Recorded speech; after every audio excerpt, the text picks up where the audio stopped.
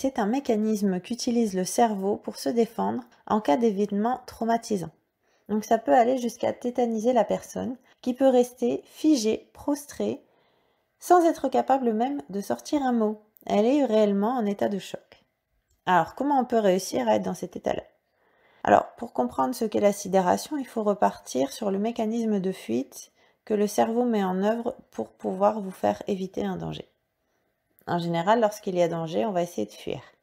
Donc pour cela, il y a tout un mécanisme qui se met en place. Vous avez l'amygdale du cerveau qui va amener votre corps à produire l'hormone du stress. Enfin, les hormones du stress, pardon, notamment l'adrénaline, le cortisol. Alors, il va s'ajouter à ça une augmentation du pouls et une contraction musculaire. Tout ça pour que vous puissiez courir à toute allure et fuir le danger. Sauf qu'il existe des situations dans lesquelles on ne peut pas fuir en cas de danger. Alors dans ces situations-là, le cerveau va se retrouver complètement dépassé par l'excès des hormones et cela peut aller même jusqu'à créer un arrêt cardiaque. Donc pour éviter cela, notre corps est bien fait et il va produire de la kétamine et de la morphine afin de court-circuiter le système de fuite qui s'est mis en place. Ça explique donc qu'on est complètement figé, prostré, complètement perdu.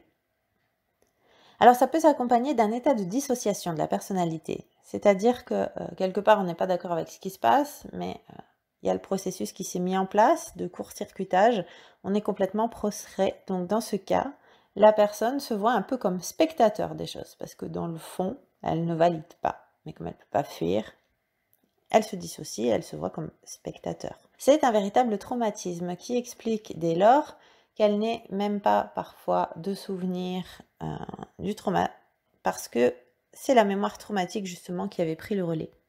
Donc ça explique les pertes de mémoire dues à ce traumatisme. Bref, pourquoi je vous parle de ce mécanisme, comment ça peut se décliner ici? Alors, la sidération, ça peut arriver lorsque l'on n'est pas préparé, qu'un événement arrive beaucoup trop vite. Là, il y a telle émotion que, voilà, on est sidéré.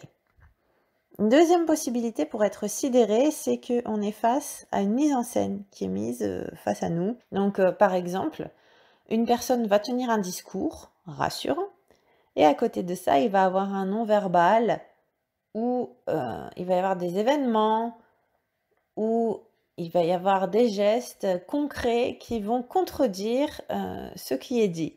Donc, autrement dit, on a deux messages différents. On se demande finalement quelles sont les intentions de la personne et quelle est la vérité là-dedans. Notre cerveau est occupé à se poser la question en permanence. On est complètement perdu, c'est la confusion totale. Donc, c'est un peu comme si vous aviez des choix à faire pour continuer d'avancer et puis que vous êtes confus, vous ne savez pas quoi faire. Qu'est-ce que vous faites? Vous faites pas de choix, puis vous restez là et puis vous attendez et puis voilà, vous êtes sidéré.